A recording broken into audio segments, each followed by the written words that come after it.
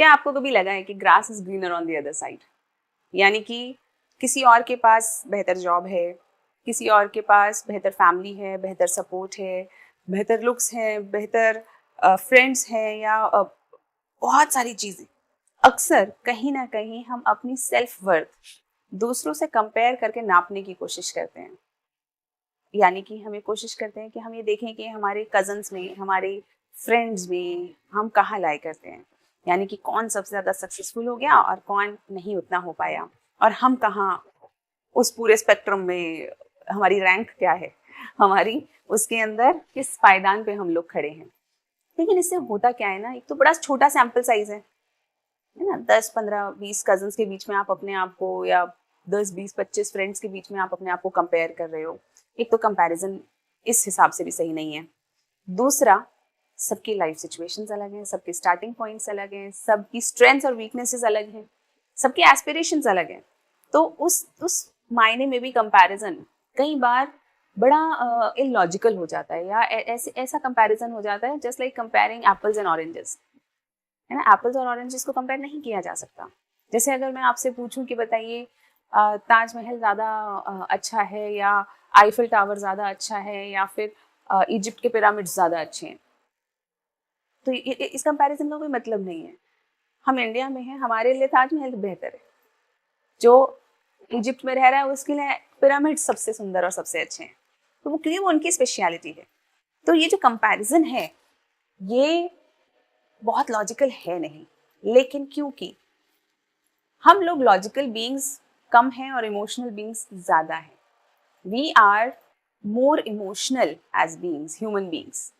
तो अब हम बहुत सारी चीज़ों को जब कंपेयर कर रहे होते हैं तो हम उसमें से लॉजिक और रीज़न तो भूल जाते हैं कि आखिर हम किस क्राइटेरिया पे कंपेयर करें। लेकिन हम अपने आप को या तो बहुत ऊपर आंकने लगते हैं, या फिर बहुत नीचे आंकने लगते हैं। यानी कि हमें लगने लगता है कि, या तो कभी लगता है कि अरे हमसे बढ़िया किसी ने कुछ नहीं किया, सब हमारे से कम सक्सेसफुल हैं, या फिर हमें लगने लगता है कि देखो सारे सक्सेसफुल हो गए, मैंने ही कुछ नहीं किया। दोनों ही फीलिंग्स बहुत खराब हैं और दोनों ही नहीं होनी चाहिए, क्योंकि हर व्यक्ति अपने जीवन में अपने हिसाब से बहुत अच्छा कर रहा है। और क्योंकि हम दूसरे का जीवन तो नहीं जी सकते ना, हमें तो अपना ही जीवन जीना है। एक बड़ी अच्छी बात भी कही है। एक स्टोइक फिलोसोफर हुए हैं मार्कस ऑरेलियस, राजा भी रहे। उन्होंने बोला, what is may be very different from what we perceive it to be. जो है कई बार जो हमें दिखता है उससे बहुत अलग होता है, लेकिन जो हमें दिख रहा होता है उसी से सारा अंतर पड़ जाता है। यानी कि अगर हमें कोई अच्छी चीज दिख रही है, कुछ चीज है जो हमारे पास है जो हमें अच्छी दिख रही है, तो हम उसको बड़ा ही कीमत से बड़ा सहेज के रखेंगे। और अगर कोई पत्थर भी है और वो अगर हमें कीमती लग रहा है तो हम उसे सहेज के रखेंगे, और अगर कोई हीरा भी है और हमें उसकी कीमत नहीं पता तो हम उसे फेंक देंगे। एक पुराने समय में कहानी, बचपन में कहानी चला करती थी कि एक बार एक आदमी बड़ा दुखी था, बड़ी है ना, अपनी गरीबी से बड़ा दुखी चल रहा था। तो सागर के किनारे जाता है, वहां पे रेत पे कुछ चमकीले पत्थर से पड़े थे, वो उन्हें उठाता जाता है और भगवान को कोसता जाता है और फेंकता जाता है। वो फेंकता जाता है। जब वो आखिरी पत्थर देखता है, जब वो फेंक चुका होता है, तब उसे रियलाइज होता है कि अरे ये तो हीरे थे जिन्हें मैंने फेंक दिया। देखा भी नहीं मैंने कि वो हीरे थे मेरे पास। क्यों? क्योंकि वो उस वक्त उस माइंडसेट में था, वो उस वक्त सिर्फ अपनी गरीबी को देख रहा था और उसने ध्यान भी नहीं दिया उन हीरों पे कि मैं हीरे चुन चुन के फेंक रहा हूँ। उसी तरीके से कोई कभी कभी किसी आदमी को आपने देखा है कि पत्थर को सहेज के रखा हुआ है उसने, चाहे वो किसी काम का भी नहीं है। इतने सारे लोग ऐसे हैं जिन्होंने लाखों करोड़ों रुपए इकट्ठा करा, अलमारियों में ऐसे बंद करके रखा कि बाद में चूहे कुतर गए, है ना, गीले हो गए, खराब हो गए। कई बार हमें जो दिखता है वो सच नहीं होता, और जो होता है वो हमें दिखता नहीं। जैसे कि अक्सर जब हम लोग अपने जीवन को जी रहे होते हैं, बहुत सारी चीजों को हम ग्रांटेड ले लेते हैं। ग्रांटेड मतलब ये अच्छा, ये तो है ही ना मेरे पास, इसके आगे सोचते हैं आप। जैसे कि हमारे रिलेशनशिप्स ना, आपकी हेल्थ, आपकी हैप्पीनेस, उसको तो हमें लगता है हाँ ठीक है खुशी तो कोई बहुत बड़ी बात नहीं है, ऐसा सोचने लगते हैं। इन सब चीज़ों को फॉर ग्रांटेड नहीं लेना, क्योंकि एक बार के लिए, एक पल के लिए इमेजिन करके देखिए, जो भी चीज़ आपको लग रही हो ना ये तो है ही मेरे पास, ठीक है तो कोई बहुत बड़ी बात नहीं है, एक बार इमेजिन करके देखिए कि अगर वो आपके पास ना हो तो तब आपको कैसा महसूस होगा। And the moment you do it you will realise the importance of it. जैसे ही अगर आपको ऐसा लग रहा है ना आपकी जॉब बड़ी बेकार है, बाकियों की जॉब बहुत अच्छी है, कि बताओ हमने साथ में पढ़ाई करी, मेरी जॉब ऐसी है, उनकी जॉब ऐसी है, एक पल के लिए इमेजिन करो आपके पास ये वाली जॉब नहीं है, कैसा लगेगा? या वो व्यक्ति नहीं है जिसके साथ शायद आप अभी लड़ रहे हो, लेकिन आपको पता है कि वो आपका साथ देगा। तो कई बार हम बहुत सारी चीज़ों पे ध्यान ही नहीं देते, बड़ी सारी चीज़ों पे। कई बार आपने वो देखा है कि मम्मियाँ या हम लोग भी कभी मटर छीलते हैं, तो कितनी बार ऐसा हो जाता है कि छिलका तो कटोरी में रख देते हैं और मटर फेंक देते हैं, बेध्यानी, यानी हमारा ध्यान ही कहीं और है।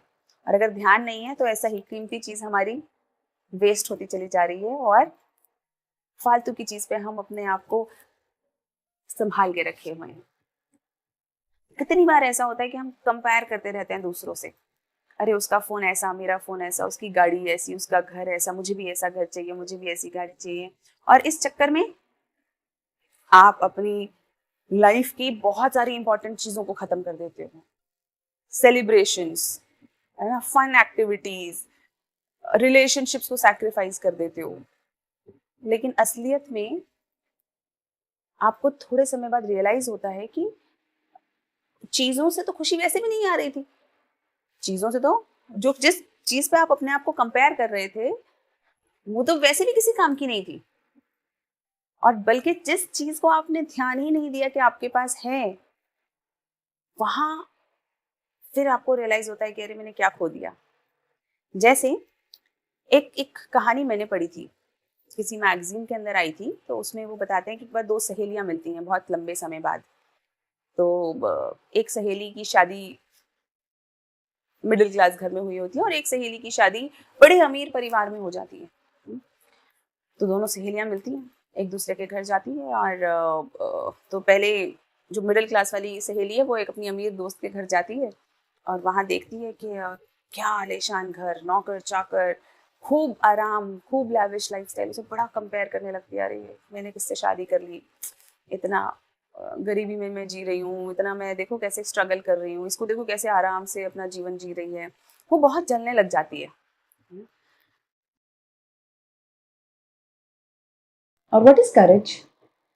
Courage is to do something which you are afraid of. डर सबको लगता है। आपको क्या लगता है कि मुझे डर नहीं लगता, या किसी और को डर नहीं लगता? सबको लगता है। इनिशियली एवरीवन इज हेजिटेंट, लेकिन धीरे धीरे करके आप अपने डर से अपने आप को ग्रो आउट करते हो। आप अपने आप को उस डर को पीछे छोड़ते जाते हो, जैसे सांप अपनी केचुली पीछे छोड़ता चला जाता है और एक अपनी नई स्किन लेकर आता है, उसी तरीके से हम अपने सारे डरों को धीरे धीरे कोशिश करके पीछे छोड़ सकते हैं और एक नए अवतार में, नए एक रूप में अपने आप को लेकर आ सकते हैं। लेकिन इसके लिए दर्द भी होगा, पेन भी लगेगा और साथ साथ मेहनत भी लगेगी।